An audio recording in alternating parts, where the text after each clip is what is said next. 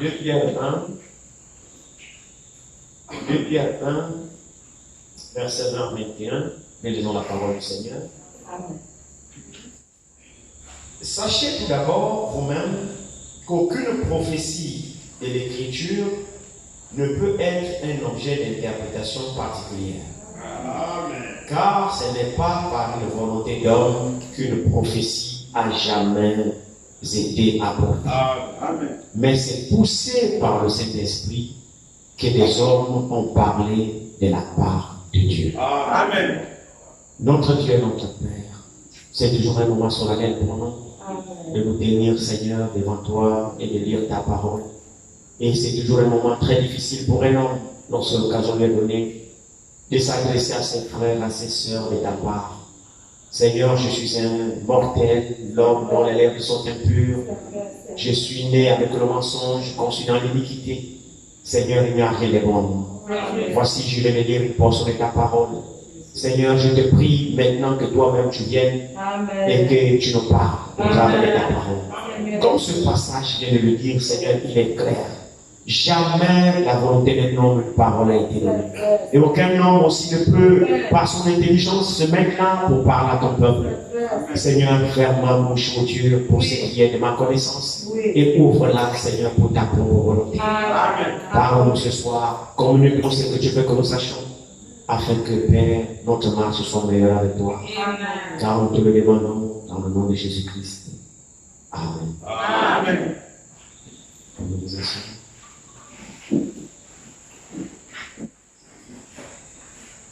C'est un passage qui est très important que nous allons lire.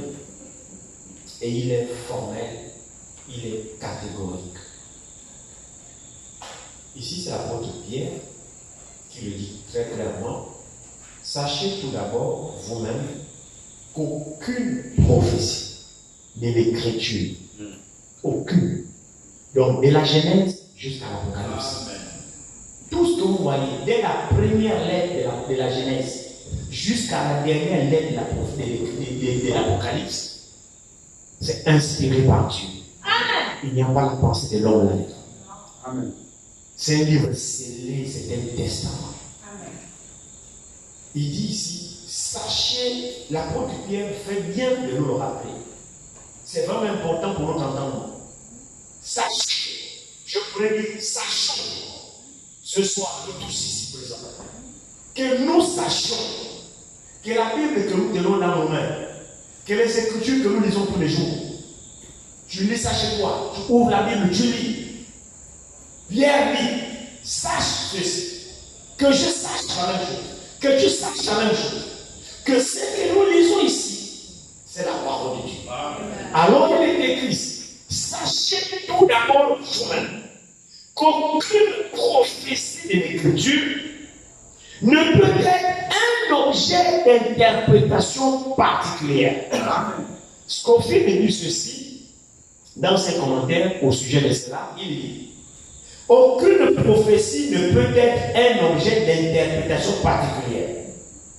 Ouvrez les guillemets, fermez les guillemets. Et maintenant il dit, autrement dit, aucune prophétie ne doit être l'objet de sa propre interprétation. Amen. C'est clair, non? Amen. Là, c'est dans le commentaire du docteur Scofield. Ici, d'abord, l'écriture, il ouvre les guillemets, il ferme par rapport à l'écriture. Maintenant, il explique, il dit, autrement dit, aucune prophétie ne peut être l'objet de sa propre interprétation. Elle ne peut être isolée de ce que l'écriture déclare dans son ensemble.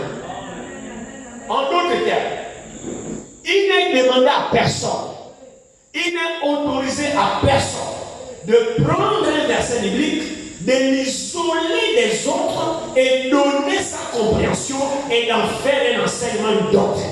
Amen. Amen. Ça, frère, c'est profond. Oui. En d'autres termes, alors, qu'est-ce que nous comprenons? Nous comprenons alors que toute la Bible, de la Genèse à l'Apocalypse, comme le dit l'Écriture, Timothée, nous savons aussi Timothée.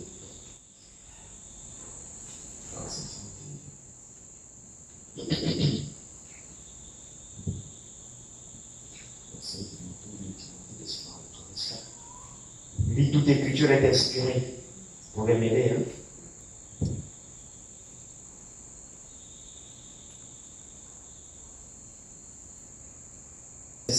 Merci. Écoutez ce qui est écrit ici. Toute écriture. Amen. Amen. Toute écriture est inspirée de Dieu. Amen. Toute. Sans exception. De la Genèse à l'Apocalypse. Toute écriture est inspirée de Dieu. Et utile pour enseigner, pour convaincre, pour corriger, pour instruire dans la justice, afin que l'homme de Dieu soit accompli et propre à toute bonne œuvre. Ça, c'est ce que Paul dit à Timothée. Amen. Que toute écriture est inspirée de Dieu. Alors, si vous pouvez souder ça à 2 Pierre, que nous avions lu ici, vous allez voir que c'est le même esprit qui parle dans Paul, c'est le même esprit qui parle aussi dans Pierre. Amen. Alors, quand nous voulons faire la jonction des 2 versets, Paul dit ici que toute écriture est inspirée de Dieu. Paul dit ici, il dit, sachez tout d'abord vous-même qu'aucune prophétie de l'écriture ne peut être l'objet d'interprétation particulière. Car ce n'est pas par la volonté d'homme qu'une prophétie a jamais été apportée. Mais c'est poussé par le Saint-Esprit que les hommes ont parlé de la part de Dieu. Ça, c'est de nous donner le sainte crainte devant la parole de Dieu. C'est pourquoi je remercie le Seigneur pour le ministère de Frère Franck. Dieu nous appelle tous des serviteurs fidèles et prudents. La parole de Dieu ici, frère, comme la Bible dit dans Éphésiens, que c'est l'épée de l'esprit. Donc la parole, c'est pas un homme qui conçoit ses propres pensées et qui prononce sa parole. Non. C'est pas parce que tu as dormi et tu imagines ce que tu imagines, tu prononces ta parole. Non. Toute la parole est inspirée par Dieu. Même s'il y a un verset que tu ne comprends pas, il n'y a aucun verset qui contredit un autre verset. Amen. Parce que toute écriture est inspirée du même Dieu. Amen. Le même Dieu qui a écrit la loi, c'est le même Dieu qui a oué les apôtres pour prêcher les épîtres, pour prêcher les évangiles. C'est le même Dieu. Donc ça a la même source d'inspiration. Alors le véritable problème est au niveau de l'enseignement et de la prédication. Amen. Toute écriture est inspirée de Dieu. Donc tous les hommes qui ont écrit la Bible ont été envoyés par Dieu. Tous ceux qui s'écrivaient, ils en recevaient l'inspiration du même Dieu. Qui inspirait et ils écrivaient. Ils inspiraient, ils écrivaient. Ils inspiraient, ils écrivaient. Aucune pensée de l'homme dans la Bible.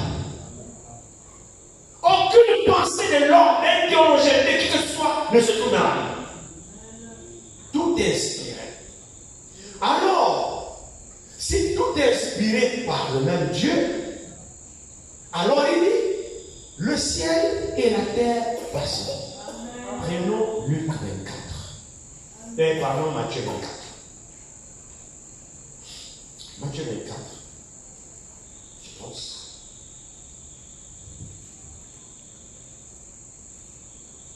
Matthieu 24, verset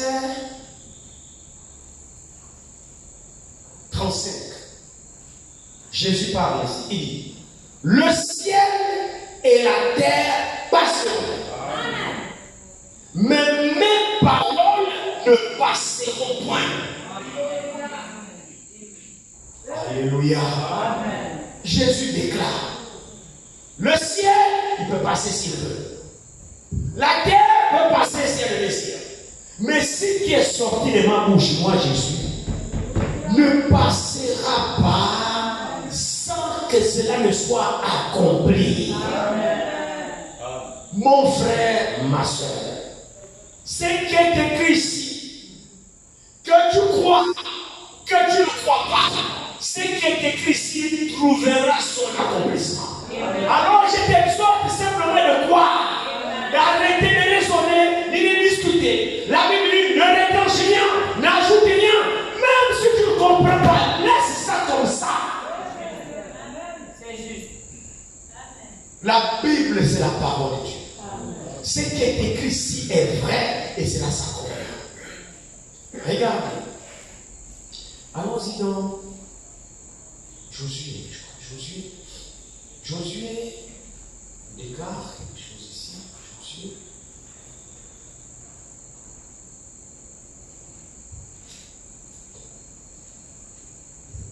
Josué.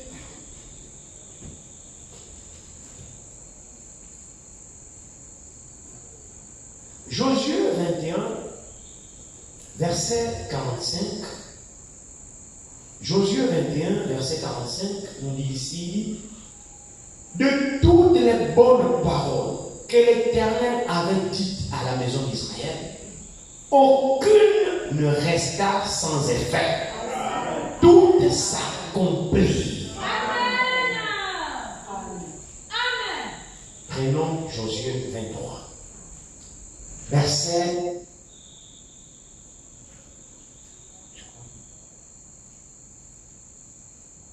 Josué 23. Commençons au verset 11 de Josué 23. Veillez donc attentivement sur vos âmes, afin d'aimer l'Éternel votre Dieu. Si vous vous détournez et que vous vous attachez au reste de ces nations qui sont demeurées parmi vous, si vous vous unissiez à elles par des mariages, et si vous formez ensemble des relations, soyez certains que l'Éternel, votre Dieu, ne continuera pas à chasser ces nations devant vous. Mais elles seront pour vous un filet et un piège, un fouet dans vos côtés et des épines dans vos yeux, jusqu'à ce que vous ayez péri de dessus ce bon pays que l'Éternel, votre Dieu, vous a donné. Verset 14. Voici, je m'en vais maintenant par le chemin de toute la terre. Reconnaissez de tout votre cœur et de toute votre âme qu'aucune de toutes les bonnes paroles prononcées sur vous par l'Éternel votre Dieu n'est restée sans effet. Amen. Toutes se sont accomplies pour vous. Aucune n'est restée sans effet. Amen. Et comme toutes les bonnes paroles que l'Éternel votre Dieu vous avait dit se sont accomplies pour vous, de même l'Éternel accomplira sur vous toutes les paroles mauvaises jusqu'à ce qu'il vous ait détruit de dessus ce bon pays que l'Éternel votre Dieu vous a donné. Si vous transgressez l'alliance que l'Éternel votre Dieu vous a prescrite, si vous allez servir d'autres dieux et vous prosternez devant eux, la colère de l'Éternel s'enflammera contre vous et vous périrez promptement dans ce bon pays qu'il vous a donné. Amen. Amen. Josué dit au peuple, reconnaissez vous-même. Josué parle au peuple, l'assemblée qui était là. Et reconnaissez vous-même. Chacun peut reconnaître si ce que Dieu a prononcé à votre endroit s'est accompli, oui ou non. Amen.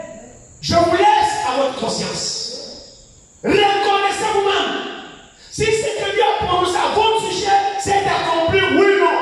Vous êtes conscient pour savoir si oui. Vous êtes conscient également pour savoir si non.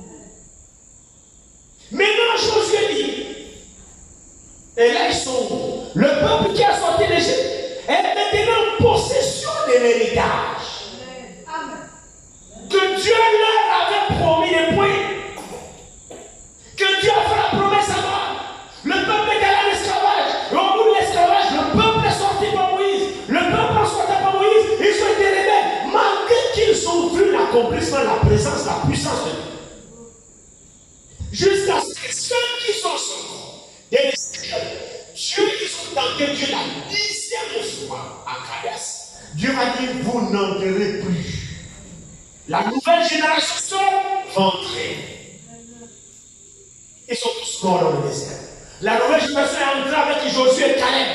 Ici, Josué déjà dans le territoire avec la nouvelle génération et Josué a déjà donné l'héritage, la portion à chaque tribu. Maintenant, Josué leur interpelle. Il dit, reconnaissez en vous-même, dans votre cœur et dans votre âme, que toutes les bonnes paroles, bonnes, pas mauvaises, toutes les bonnes paroles, c'est quoi? Les promesses. Que Dieu a fait à votre sujet. Dieu a combattu pour vous. C'est des bonnes promesses. Dieu vous a donné l'héritage. C'est des bonnes paroles. Vous êtes aujourd'hui chacun dans son héritage. C'est des bonnes paroles. Et maintenant, aujourd'hui, c'est devenu réalité. C'est devenu un mythe. Il y a eu un temps où cela a été annoncé. Et maintenant, vous êtes en possession. Vous vivez cela maintenant. Reconnaissez vous-même dans votre cœur et dans votre âme que les bonnes paroles prononcées par l'Éternel à votre sujet ont trouvé leur accomplissement. Vous en êtes témoins. Alléluia. Pour montrer, mon frère, ma soeur, que les prophéties qui ont été données, ce n'est pas la pensée de l'homme. C'est Dieu qui a parlé. Et Dieu n'est pas un politicien qui parle pour faire plaisir aux gens. Non. Quand Dieu parle, il veille sur sa parole. Quand la parole de Dieu sort, mon frère, ma soeur, tiens-toi là. Habakkuk dit, plus qu'aucune prophétie n'a jamais été l'objet par la pensée des hommes. Alors Habakkuk dit, si la prophétie tarde, attends-la. Ne te décourage pas. Sois certain que c'est Dieu. Sois certain que c'est la parole de Dieu. Et que c'est Dieu qui a parlé. Sois certain que c'est Dieu. Maintenant, si ça tarde, ne va pas dans tous les sens. Ne donne pas ta propre compréhension. Ne donne pas ton interprétation. Attends. L'interprétation de la parole, c'est sa réalisation. L'interprétation de la parole, ce n'est pas la philosophie. Non. Et c'est ça qui éloigne l'homme de Dieu. Qu'est-ce qui nous éloigne de Dieu? Qu'est-ce qui nous sépare de Dieu? Mais ce n'est pas Dieu. Non.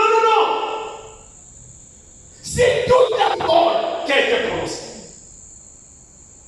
C'était sous l'inspiration divine que les anciens ont parlé de la parole de Dieu. Mais ça va soit que ceux qui doivent prêcher cette parole doivent aussi également être conduits par le même Dieu.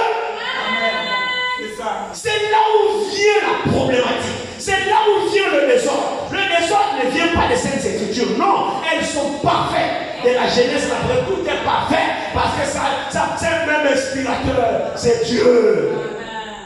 Mais les hommes qui n'ont pas été envoyés par Dieu, les hommes qui n'ont pas l'inspiration divine, qui n'ont pas l'esprit de Dieu, qui ne comprennent pas la parole de Dieu, ils sont dans le champ de mission.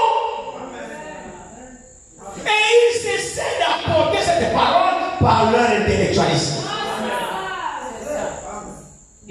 L'origine des hommes. Ils essaient de mettre leur doctorat, leur baccalauréat. Vous ne pouvez pas enseigner la parole de Dieu si Dieu ne vous a pas envoyé de l'enseigner. C'est pas possible, frère. Frère, mon ami, vous mélangez le tout. Vous embrouillez le tout. Parce que tu ne peux pas comprendre. C'est poussé par le Saint-Esprit. Et il faut que le même Saint-Esprit ouvre les hommes, qu'il mandate les hommes. Il leur donne la capacité de comprendre cette parole et la porte fidèlement. Amen. L'origine du désordre, c'est les hommes qui n'ont pas été mandatés par Dieu. Vous voyez, cette chose est tellement importante. Vous savez, frères et sœurs, nous sommes à la dernière phase de l'histoire du salut. Nous sommes à la dernière phase de l'histoire du salut. C'est absolument important que chacun soit certain de ses expériences. Que chacun soit certain du Dieu qu'il adore. Que chacun soit... C'est la vérité, mon frère, ma soeur. Ne soyons pas surpris. Nous sommes à la dernière phase. Je ne sais plus combien de temps nous reste. Vous savez, cette problématique est tellement importante que le Seigneur lui-même en a donné une requête. Vous connaissez la requête que le Seigneur nous a dit. Il a dit, La moisson est grande. Mais il y a peu d'ouvriers. Priez le maître de la moisson. Pour qu'il envoie des ouvriers dans sa propre moisson. Le diagnostic est fait par le Seigneur. La moisson est grande, donc le travail est vaste. L'ampleur du travail est énorme. Qu'un seul ne peut pas le faire. Donc arrêtons de nous combattre les uns les autres. Moi seul, je ne peux rien faire sans vous. Non, c'est pas possible. La moisson est grande. C'est-à-dire le travail est vaste. Les gens n'ont pas bien compris les choses de Dieu. Au point où Branham seul ne peut rien faire. Franck seul ne peut rien faire. Non, c'est faux. La moisson est grande. Et c'est pas réservé à un seul homme. Il dit priez à la main de la moisson. Aujourd'hui, c'est quoi? Il y a des franquistes, il y a des moralistes.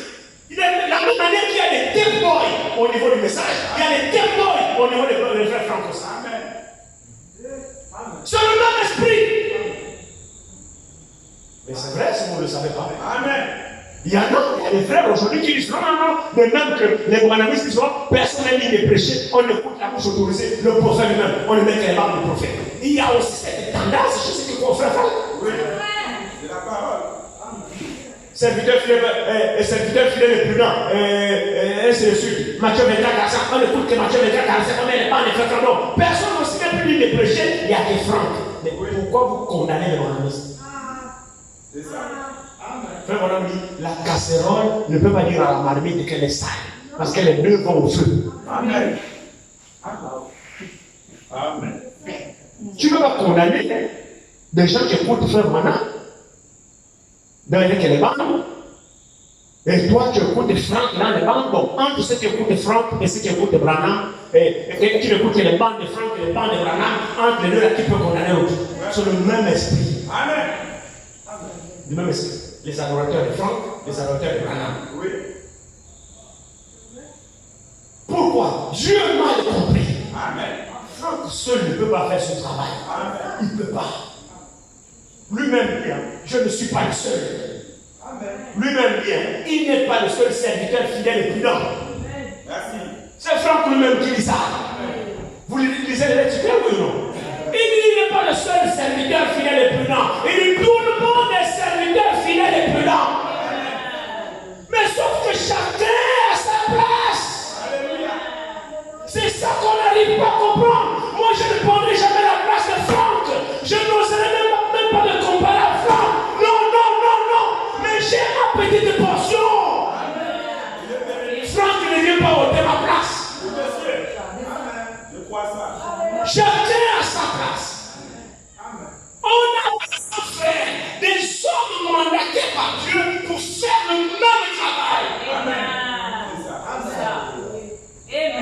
Les gens qui croiront, c'est pas Franck qui viendra les baptiser. Jamais, frère. Non. Franck a sa place. Franck ne prendra jamais la place de Branham. Non, jamais. Non. Aucun de nous ne prendra la place de l'autre. Mais ce que nous devons être certains, c'est d'être tous envoyés par le même Dieu. Amen. Quand nous sommes tous envoyés par le même Dieu, chacun reconnaîtra sa place. Amen. C'est vrai. On parlera le même langage. C'est ça. Amen. Le ministère de Frère Franck est tellement important pour l'épouse. Mais Franck seul ne suffit pas. Amen.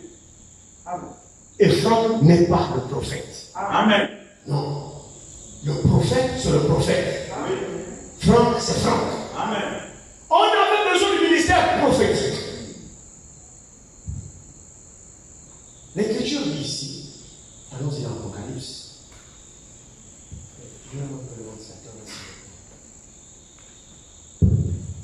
Apocalypse nous dit ici,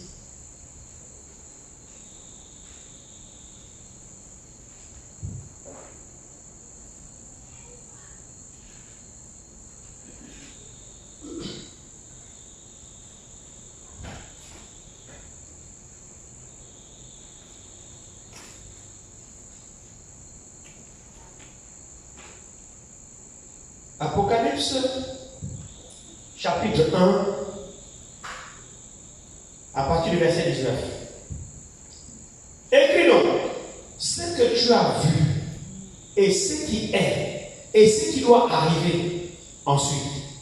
Le mystère des 7 étoiles que tu as vu dans ma main droite. Il précise bien la main droite. Et les 7 chandeliers d'or, les 7 étoiles sont les anges des 7 églises. Et les 7 chandeliers d'or sont les 7 églises. Amen. Amen. La parole s'interprète elle-même. Amen. Alors j'ai vu un mystère. J'ai vu le Fils de l'homme debout dans sa main droite 7 étoiles. Je ne comprenais pas. Et 7 chandeliers d'or. Maintenant, l'ange qui monte, c'est là, Jean l'explique. Il dit non, les 7 étoiles que tu as vues dans ma main droite, ce sont les 7 anges, ou alors les 7 messagers des 7 églises. Et les 7 chandeliers sont les 7 églises. Ça, c'est le plan du salut de Dieu. Amen. L'église qui est née à la Pentecôte, le jour de la Pentecôte veut dire l'infusion du Saint-Esprit. Quand Jésus a fini sa prophétie, il a rassemblé les disciples, il est monté au ciel d'ascension après sa résurrection, après 40 jours de sa résurrection, il est monté au ciel. Après son ascension, 10 jours après, parce qu'il faut 50 jours pour le jubilé. Alors le 10e jour, il a renvoyé le Saint-Esprit qu'on appelle la Pentecôte. Et c'est là que l'église est née. Amen. Et cette église qui est née en jour de la Pentecôte devait traverser 7 âges différents, 7 périodes différentes. Et dans ces 7 périodes différentes, s'il vous plaît, c'est la parole prophétique. Ça doit aussi être l'objet d'une interprétation particulière. Amen. Donc, ce que Dieu a dit doit s'accomplir. Amen. Alors, les 7 âges de l'église. L'église est née le jour de la Pentecôte. Comme premier messager Paul, qui est le docteur des nations. Amen. Et Paul est l'une des étoiles dans sa main droite. Amen. Amen. La main droite de qui? De Jésus-Christ lui-même. Parce que l'église, c'est la propriété de Jésus. Amen. L'église n'est pas l'église d'un pasteur. Ce n'est pas l'église d'un prophète. L'église n'est pas l'église d'un docteur. L'église, c'est l'église de Jésus lui-même. Parce qu'il a racheté l'église par son propre sang. Et c'est lui-même qui a tracé le plan de son église. La marche de son église, le plan est entre ses mains. Il sait comment il conduit son église. Il connaissait la marche, le chemin par lequel l'église traverserait. Il a tout écrit d'avance. Donc dans le cheminement de cette église, jusqu'à la fin, il a pris 7 étoiles. Les 7 étoiles, la Bible explique que ce sont les 7 anges ou alors les 7 messagers de 7 églises. Oui. Et nous savons que la dernière étoile ou le dernier messager, c'est William Marion Branham. Amen. Le dernier âge de l'église, parce que nous sommes au dernier âge de l'église qui s'appelle Laodicée. Pour votre information, toutes ces églises-là, c'était des églises qui existaient réellement, physiquement. Amen. Qui existaient. Oui. Éphèse, c'est une ville qui existait. Amen. Pergame, Thyatire, Philadelphie, Laodicée, tout ça, ça existait. Oui. Et toutes ces églises-là se trouvaient en Asie mineure. Amen. Et l'Asie mineure, c'est l'actuelle Turquie. Amen. L'actuelle Turquie. C'est ça l'époque l'Asie mineure. Amen. Lorsque j'ai voulu visiter Laodicée. Parce que j'ai rencontré un pasteur là-bas, on a fait un programme, il devait m'amener visiter ces lieux-là. C'est des villes qui existent encore aujourd'hui. D'autres ont changé de nom, d'autres encore, d'autres noms, les mêmes noms aujourd'hui, jusqu'aujourd'hui. Ça se trouve en Turquie, à Istanbul. J'avais un programme pour visiter ces endroits, mais malheureusement, bon, il n'était jamais passé le voir, et puis la chose est restée comme ça. Donc, ces églises-là existaient effectivement. Amen. Et dans sa main droite, il tient 7 étoiles. Donc, dans son plan de son église, il y a 7 messagers. Oui. L'étoile, c'est un messager. Amen. Amen. Il y a 7 messagers. Et le dernier messager, c'est William Branham. Amen. Bon, maintenant, d'où vient qu'il y a d'autres messagers après William Branham?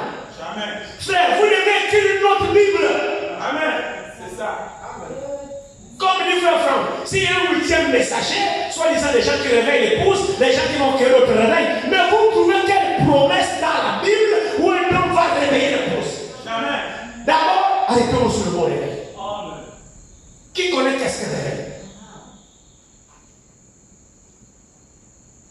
Le réveil, c'est une action surnaturelle provoquée par le Saint-Esprit. C'est pas un homme qui crée un réveil. Oui. Non. C'est une action surnaturelle du Saint-Esprit qui secoue un peuple à un moment donné. C'est ce qu'on appelle le réveil. Et Dieu choisit les hommes qu'il veut pour enclencher le réveil. Amen. Mais dans le réveil que nous entendons, c'est pas un homme. Amen. Non, c'est pas un homme. Non.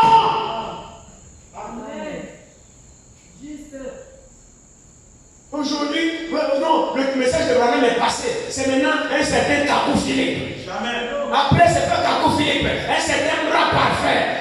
On réveille l'épouse. Lui-même, il est d'abord réveillé.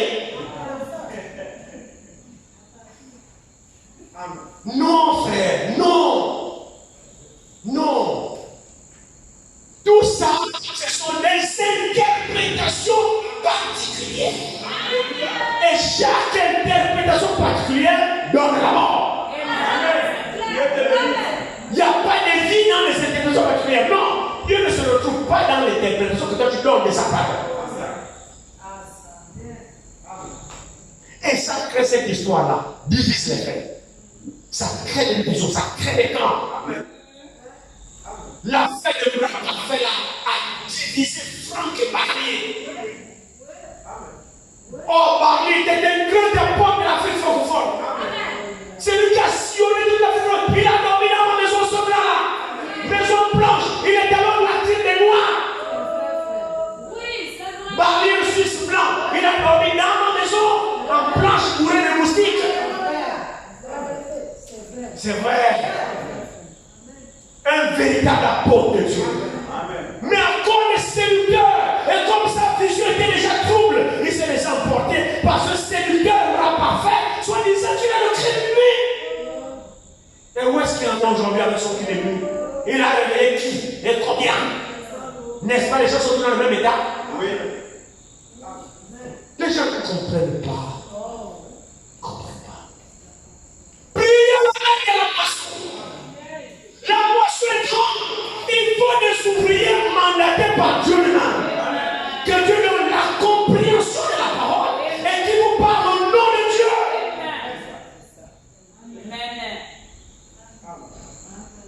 Si un autre messager après Frère Branham, comme dit Frère Franck, mais il est forcément dans la main de l'ennemi. Parce que dans la main de notre Seigneur, le propriétaire de l'église n'a que 7. Donc si un 8e, c'est forcément dans la main de l'ennemi. Si un 8e, c'est dans la main de l'ennemi. Parce que la main du Seigneur, le propriétaire de l'église, il n'a que 7. Amen. C'est vrai.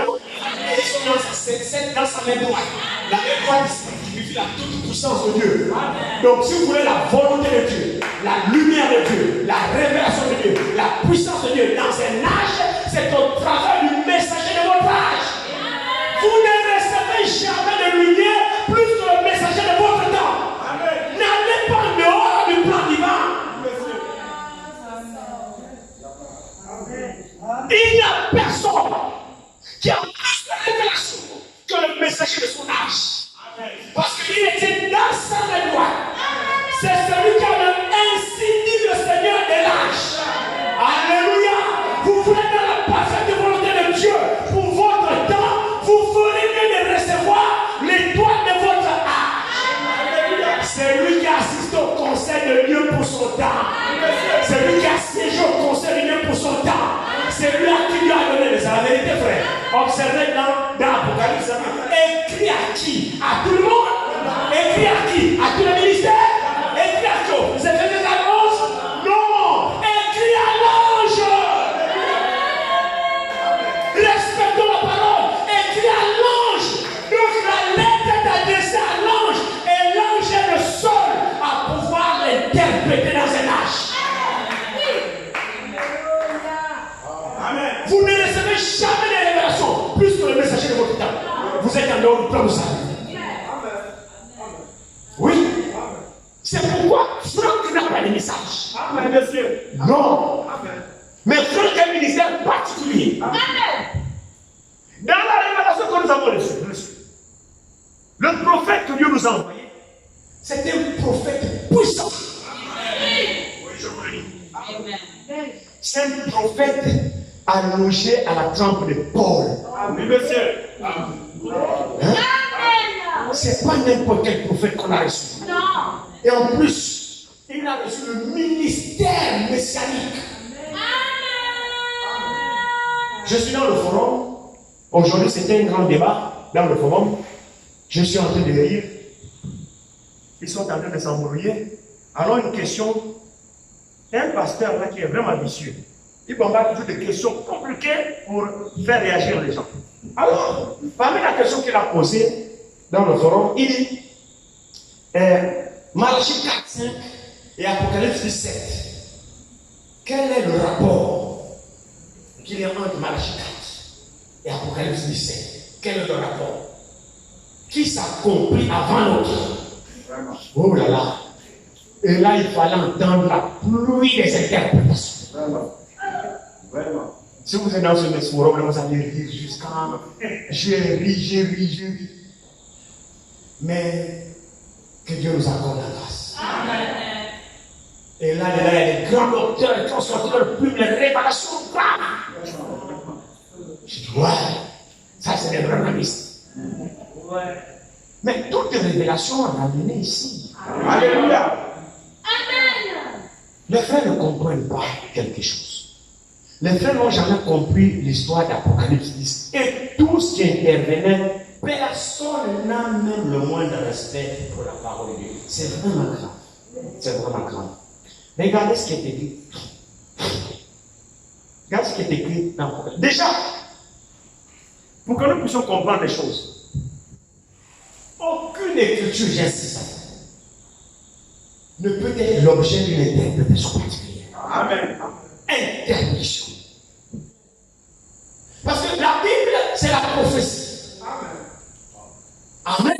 La Bible, c'est la prophétie. Donc, elle ne s'accomplira que par la volonté de celui qui l'a écrit. Pas par vous. Nous devons comprendre Apocalypse 10. Déjà, Apocalypse 10 ne concerne pas l'épouse. Amen. Amen. Non.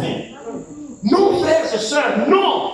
C'est la parole. Moi, je ne comprends pas comment on a tous le même message, on a tous les mêmes brochures, mais on a les différents, la compréhension différente. Mais c'est normal, parce qu'on n'a pas la même source. Déjà, les primes abord, Apocalypse 10 ne concerne pas littéralement l'épouse. Amen. C'est ça. Non. C'est ça. Apocalypse 10 concerne Israël. Alléluia. L'épouse est partie à Apocalypse chapitre 4. Dieu te bénisse. Tous les événements, l'épouse n'est plus là. Amen. Merci. Un frère bonhomme, quand il parle d'Apocalypse 10, il ne prend pas tout Apocalypse 10. Amen. Il s'est greffé au verset 7. Seulement 17. Le verset 7 particulièrement. Quand on ne parle d'Apocalypse 10, il se met au verset 7 uniquement. Amen. Et même là encore, ce verset 7 doit être bien compris. Il dit quoi ici, verset 7? Il dit, mais qu'au jour de la voix du 7e ange, quand il sonnerait la trompette, le mystère de Dieu s'accomplirait. Comme il l'a annoncé à ses serviteurs, les prophètes. Amen. Amen. Voilà ce que Frère Branham faisait référence. Quand il parle d'Apocalypse, il fait que le verset 7. Mais si vous regardez le verset 7, la Bible parle du mystère au singulier. Un mystère. Le mystère de Dieu s'accomplirait. Un mystère. C'est ce que la Bible dit. Mais Frère Branham, quand il parle d'Apocalypse 10, verset 7, il disait toujours les mystères au pluriel. S'accomplirait, lisez le message. Prenez les brochures. Frère Branham ne disait jamais le mystère. Non, il disait toujours les mystères.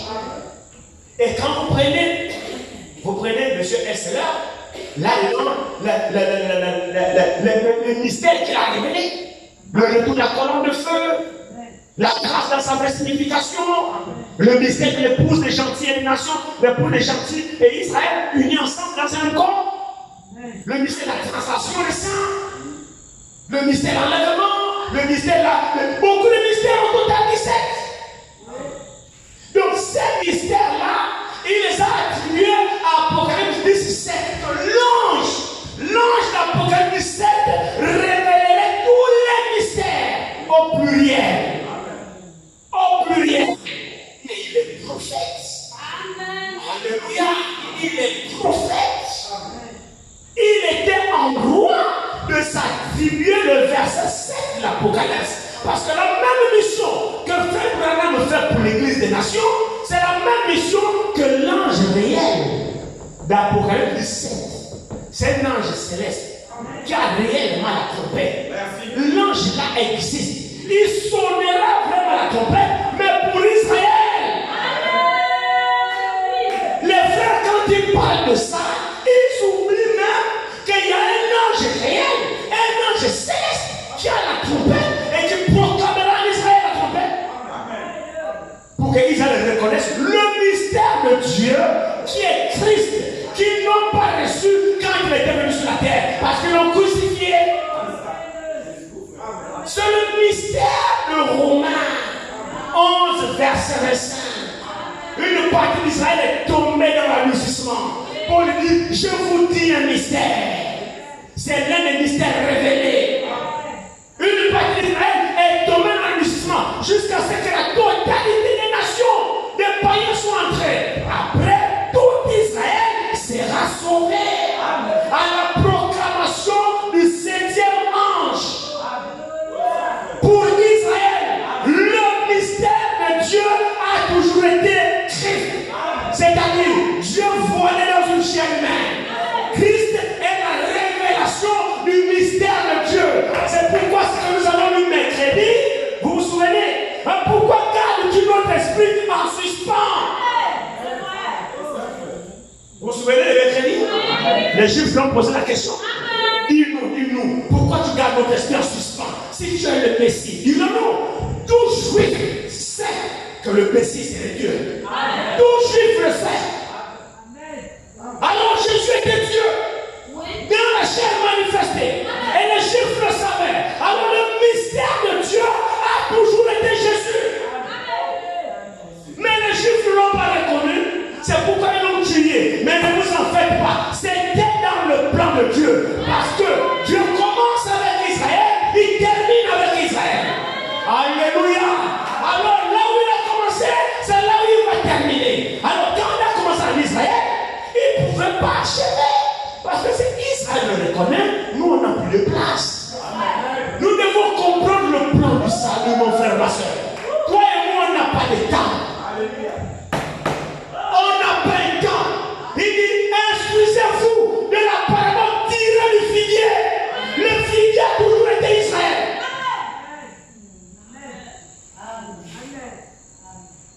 Alors, quand il a venu Israël, comme il a aussi un peuple parmi nous, les nations, les païens, pour nous sauver, pour te sauver, mon frère, pour me sauver, ma soeur, il a fallu alors qu'il abandonne son peuple. Et la raison de l'abandon de son peuple, c'est l'incrédulité. Dieu les a aveuglés pour qu'ils ne reçoivent pas leur Messie. C'était dans le plan du salut.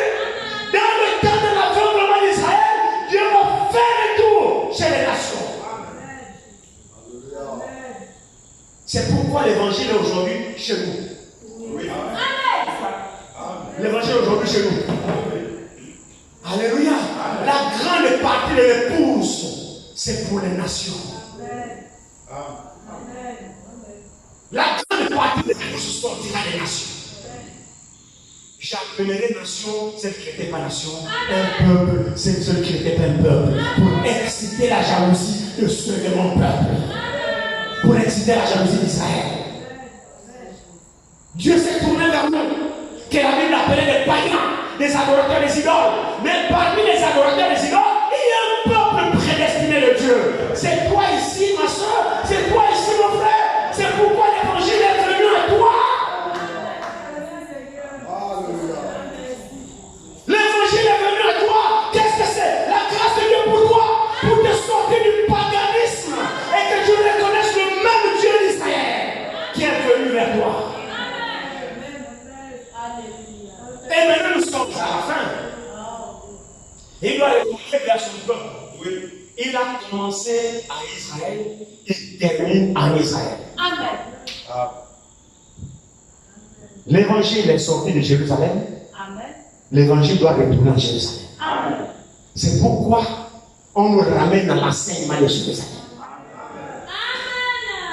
Parce que c'est le seul enseignement valable.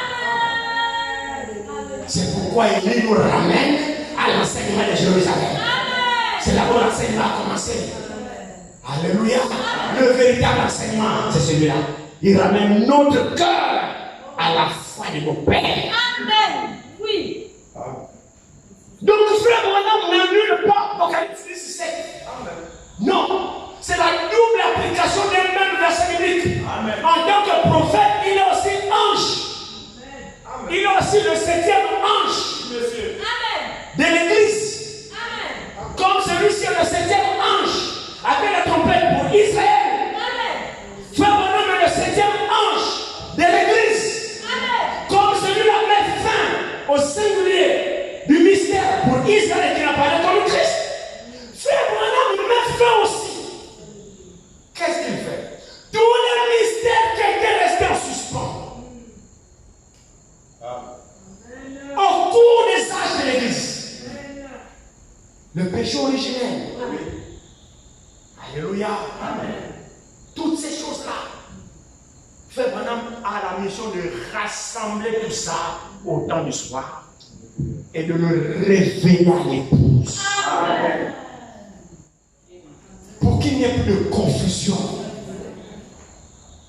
Nous sommes à l'âge de la fin. Amen. Qu'il n'y ait plus de confusion. Et parmi tous ces mystères révélés, il y avait des points difficiles à comprendre. Amen.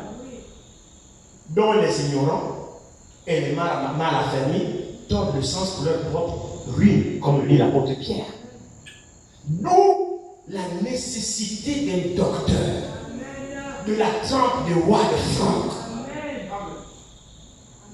Frère Branham avait un ministère prophétique.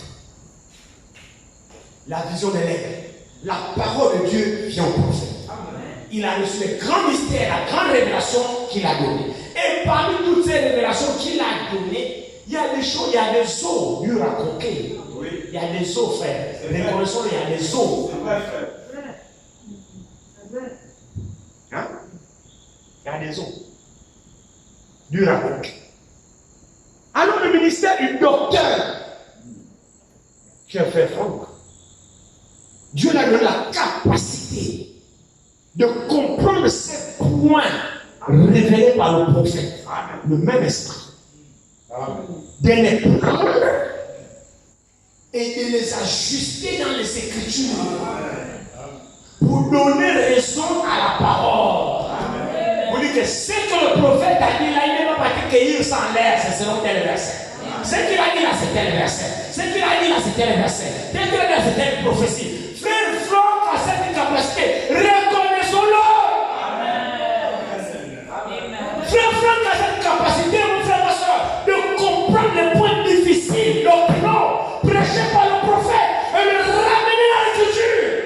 Et maintenant, nous, les Éphésiens 4:11, nous prenons cela avec la parole, on a une vue d'ensemble.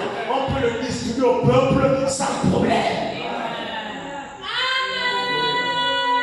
Chacun a son rôle, chacun a sa place. C'est pourquoi ceux qui ont refusé le ministère de Frère Franck vont dans tous les sens aujourd'hui. Ils sont sans frein. Parmi eux, il y a le 8e messager. Ramenez cela à l'écriture, ils sont capables. Parce que dans l'écriture, il y a que ça. Amen. Mais c'est comme c'est écrit ici. Ils tiennent ensemble les boîtes 7 étoiles. Et les 7 étoiles, ce sont les 7 messagers, les 7 âges de l'église. Bon, maintenant le 8e, là, c'est pour quel âge de l'église? Jamais. Et Dieu le tient dans ça. Somme Mais c'est Satan Oui, monsieur. qui vient pour jouer le double fait. Et qu'est-ce qui se laisseront attraper? Ceux qui ont perdu le respect pour la paix. Ceux qui ne veulent pas tout ramener à la Bible, c'est ceux-là que Satan va attraper. Oui, monsieur. Amen. C'est ceux-là qui vont aller dans des interprétations particulières. Vous ne pouvez pas discuter avec les disciples de Carrefour Philippe. C'est des chats. C'est vrai. C'est la vérité. Je sais de quoi je parle. C'est vrai. Monsieur. Il y avait 3 aventuriers qui sont venus chez moi où j'habitais, derrière le corps normal. 3 jeunes. Aventuriers. Hein? Oh, bonjour, frère, bonjour. Bon, nous sommes les disciples de Carrefour Philippe. J'ai dit, vous êtes les disciples de qui c'est? De Carrefour Philippe. Moi, je suis disciple de Jésus-Christ. Alors, ils se sont moqués pour se moquer de moi, que non, je ne connais pas la révélation. Oh là là, quand tu es encore avec Jésus-Christ. Et Jésus-Christ se lui passe. Aujourd'hui, c'est Carrefour Philippe. Regardez les blasphémateurs pareils. Des blasphémateurs pareils. Ils sont d'abord hautains, orgueilleux, polis. Tu sais qu'ils n'ont même pas la nouvelle naissance. Mais ils parlent avec une politesse. Je ne sais pas si tu sois fatigué, mais faut que ça me pèse. Ça veut dire quoi ça? C'est clair. Toi, tu me méprises Jésus dans ma maison. C'est ce qu'elle clôt. Tu me méprises Jésus dans ma maison. Prends la porte. Oh, vraiment, Dieu va te révéler. J'ai dit oui, il va me révéler. En dehors. En dehors. C'est quoi? C'est pas ça. Ils sont là. Frère, c'est un problème. Ne recevez, vous savez, celui qui ouvre la porte à notre Jésus ne le recevez pas. Amen. Il n'aime pas ça. C'est des esprits séducteurs. C'est des démons. Ils sont orgueilleux. C'est des démons. Ils ont un complexe de supériorité. Ils disent non, Franck, Branham s'est passé. Le roi de Franck est passé. Maintenant, c'est Carrefour Philippe. Ne va au ciel que celui qui croit en Carrefour Philippe. Jamais. Oui, c'est ce qu'il écrit là. C'est ça qu'il écrit là. Jésus est passé. Oui. Même dans leur livre, quand ils parlent, ils n'ont pas la Bible. Hein. Tu parles de la Bible. Non! La Bible, c'est du passé. C'est vrai, frère. La Bible, c'est du passé. Ils ont leur livre de Carrefour là. C'est Carrefour chapitre 15. Ils sont dans Carrefour, verset 3. Ben oui. C'est les prédications de Carrefour qui sont devenues leurs références. Mais si vous remarquez, c'est un esprit subtil. Oui, monsieur. C'est un esprit subtil. Ce n'est pas différent des brahmanistes. Amen. Les brahmanistes viennent à la chair avec leur citation de bouche. Et ils prennent les citations comme ainsi dit le Seigneur. Oui. Nous avons besoin d'un équilibre, frère. Amen. Nous avons besoin d'un équilibre. Il est prophète. Oui. L'homme le plus élevé pour révéler la parole de Dieu, c'est le prophète. Amen. Parce que la parole vient au prophète. Oui.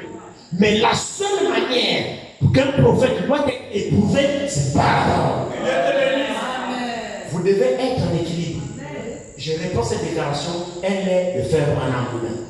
Et faire reprend cette déclaration, vous êtes de faire un frère Branham dit, l'homme le plus élevé de révéler la parole, c'est le prophète. Mais la seule façon qu'un prophète peut être confirmé, c'est par la parole.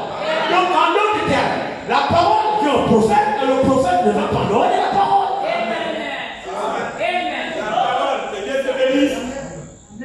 Tu es prophète, d'accord?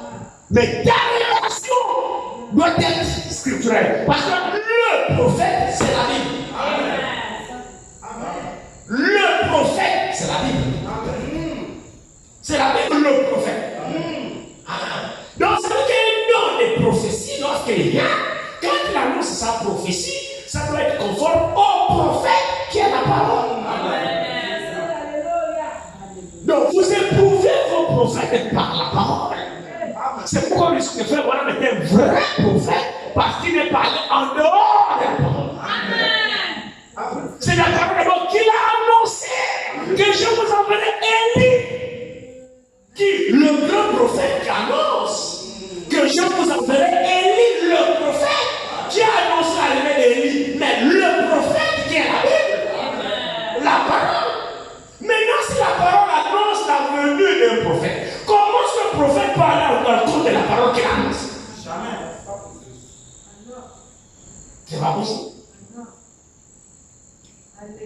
est au-dessus de la parole. Elle est inspirée de la Genèse à l'Apocalypse. Toute écriture est inspirée. Il n'y a rien qui est au-dessus de la Bible. Il n'y a rien, même pas un prophète. Paul dit, même si un ange descend du ciel, il annonce autre chose qui est là dedans. J'ai toujours dit que Frère Branham était l'un des plus grands prophètes que la terre ait connue. Ce n'est pas une façon d'adorer l'homme que je dis. D'abord, ne comptez pas sur moi pour être une douleur. Ne comptez pas sur moi. Je n'en suis pas un. Frère Branham, c'est l'un des plus grands prophètes que la terre ait jamais laissé. Après Jésus-Christ. Il n'y a pas.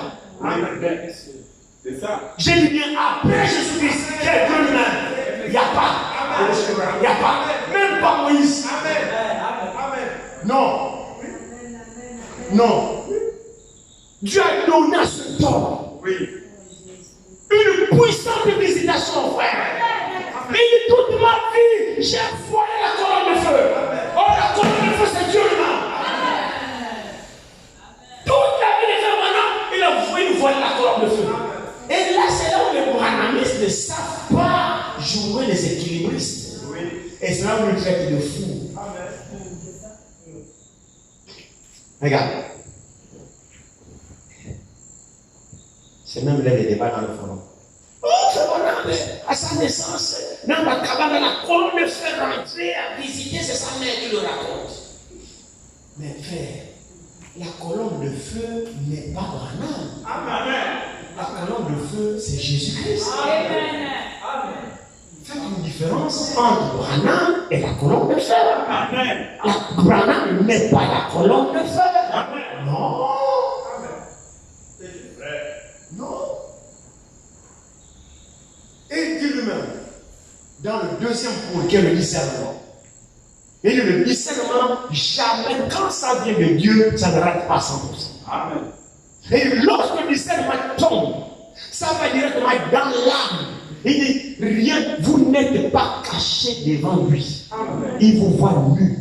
Même les pensées de vos cœurs, Branham est à la chair, Dieu est là, assis, il voit ce que tu penses. Amen. Oh oui, Dieu le lui a accordé. Dieu le lui a accordé, frère. Maintenant, il dit, mais lorsque je suis loin pour prêcher la parole, son niveau de l'esprit, c'est par révélation. C'est différent. C'est pourquoi il n'a pas le discernement permanent. À tout moment, non. C'était de temps en temps. Mais Jésus n'avait pas un discernement permanent. Jamais. Alléluia. Jamais. Il était lui-même la colonne de feu. Sur le chemin de Damas, il voit de lumière. Sors, pour comme une personne qui es-tu? Il dit, je suis la colonne de feu. Il dit, je suis Jésus. C'est pas Branham. Non. Branham n'est pas Dieu. Non, jamais. Branham n'est pas Dieu. Mais Dieu a visité Branham. Amen. C'est ça. Branham n'est pas Dieu, mais Dieu était dans Branham. Amen. La différence. Mais du fait que Dieu était dans Branham, fait de Branham Dieu avec petit D. Oui, je le vois. Psaume 82. N'est-ce pas, il est écrit dans votre loi que vous êtes des dieux avec petit D. Si Dieu a appelé Dieu, sur à qui la parole est venue. Oui, c'est ça. À plus forte raison, celui que le Père a sanctifié. Le corps lui-même qu'il a créé. C'est lui, c'est mon fils. En qui j'ai trouvé tout, j'ai mis toute mon affection, tout mon plaisir. J'ai trouvé mon lieu de repos. Le Père a trouvé le repos dans le Fils. Jésus est le tabernacle vivant du Dieu invisible. Aucun prophète ne peut dire le Père et moi nous sommes un. Personne ne peut dire ça. Mais Jésus a dit, le Père est à moi. Donc celui qui m'a vu là, a vu le Père. Il y a Philippe, montre-nous le Père, c'est là nous suivions. Oh. Tiens, toi aussi. Depuis que je suis là, tu ne me connais pas encore. Comment tu dis montre-nous le Père? Donc depuis là, tu n'as pas encore compris que le Père même qui parle, c'est nous le Père qui parle. Amen. Alléluia. Amen. Nous avons reçu la visitation de Dieu dans ces temps de la fin. Mais c'est un prophète. Les gens n'aiment pas quand on dit ça. Il était un homme. Il était un homme dans lequel Dieu a travaillé. Amen. Toutes les étoiles étaient des hommes. Tous les messagers étaient des hommes. D'ailleurs, s'agissant d'Élie, que dit Jacques? S'agissant d'Élie, que dit Jacques? Élie était un homme de la même nature que nous. Même là, on ne peut pas croire. Qui nous a dit autant de soir? Ce n'est pas Élie le prophète qui nous a dit autant de soir. Est-ce que ce n'est pas Élie le prophète qui nous a dit autant de soir? Mais c'est Élie. Et Jacques dit quoi d'Élie? Ils étaient un homme de la même nature. Que toi et moi. Donc Élie était un ange. Élie était un homme de la même nature que toi et moi. C'est-à-dire sujet à des faiblesses. C'est pourquoi il pouvait se repentir. Il pouvait confesser ses péchés. Mais Élie avait fui Jézabel. C'était un homme de la même nature que nous. Pourquoi avait-il fui? C'est parce qu'il a eu peur. Dieu a peur de qui? Alors, malgré qu'il arrêta le ciel, il n'y a pas eu de pluie. Malgré qu'il a égorgé les 400 prophètes, malgré qu'il a fait tout ce qu'il a fait, la Bible dit c'était un homme. Ne l'adorez pas. Malgré la puissance des miracles qu'il a eu à faire, c'était un homme. Je ne sais pas si on comprend ça. Élie était un homme de la même nature que toi et moi. Donc, tant le soir, je vous enverrai Élie, le prophète. Qui est-il? Un homme de la même nature que toi et moi. Même s'il n'aime pas entendre ça, c'est la vérité quand même. Amen. Mais dans lequel Dieu a décidé d'en faire un vase pour nous visiter. Dieu a donné son propre ministère à Branham. Son propre ministère. Branham était l'incarnation du ministère de Jésus-Christ. C'est pourquoi ce n'est pas n'importe quel prophète qu'on a reçu. Parce qu'il y a besoin de finir l'église. Finir la révélation de tout. C'est pourquoi la colonne de feu l'a visité. Nous avons aujourd'hui beaucoup de colonnes de feu, Mais on filme les colonnes. Vous me filmez là maintenant, colonne de feu. Mais ta colonne de feu là, c'est pourquoi? Tous les pasteurs, on va filmer une colonne de feu.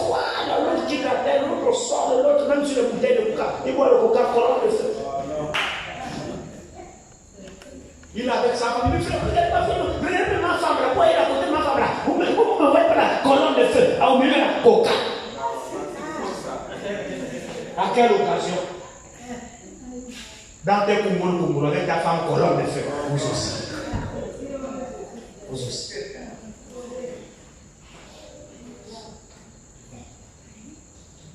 Frère Branham dit, avec Moïse, la colonne de feu a part pour écrire l'Ancien Testament. Amen. Avec Paul, la colonne de feu la raconte pour écrire le Nouveau Testament. Amen. Avec Branham, la colonne de feu descendue pour souder les lieux pour révéler et l'Ancien Testament pour mettre la fin. Raison pour l'apparition de la colonne de feu. Donc, maintenant, ta colonne de feu là, c'est pourquoi? On sait que la colonne de feu, c'est la présence de Dieu. Mais pour quelle raison on doit se faire photographier sur toi? Qu'est-ce que tu as de particulier comme ministère pour que même la colonne de feu t'authentifie? Ça, authentifier Branham, c'était lors d'un défi. Et c'était le messager de l'âge.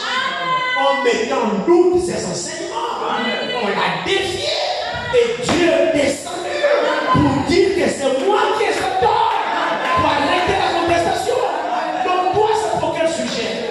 Qu'est-ce que tu prêches pour que la colonne de feu vienne authentifier? Nous prêchons tous le message qui a déjà été authentifié. Alléluia.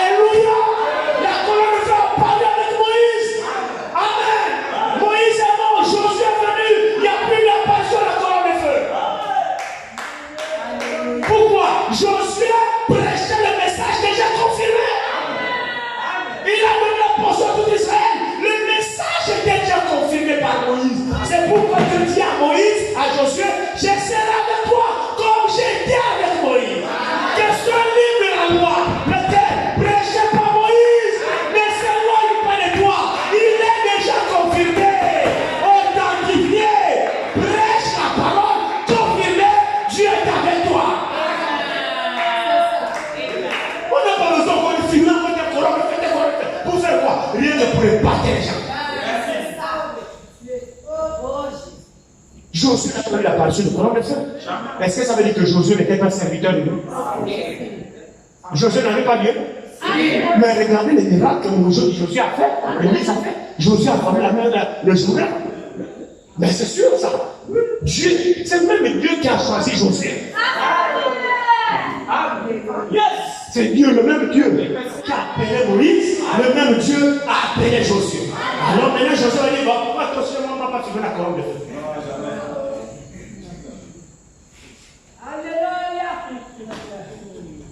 Moi je sais qu'elle est là avec moi.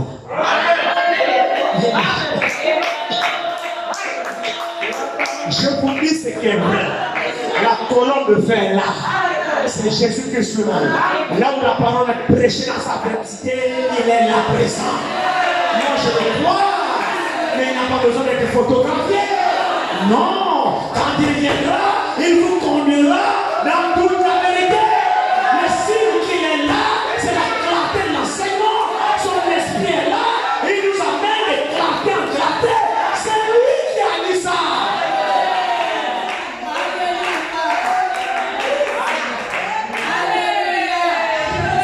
Que Dieu vous bénisse.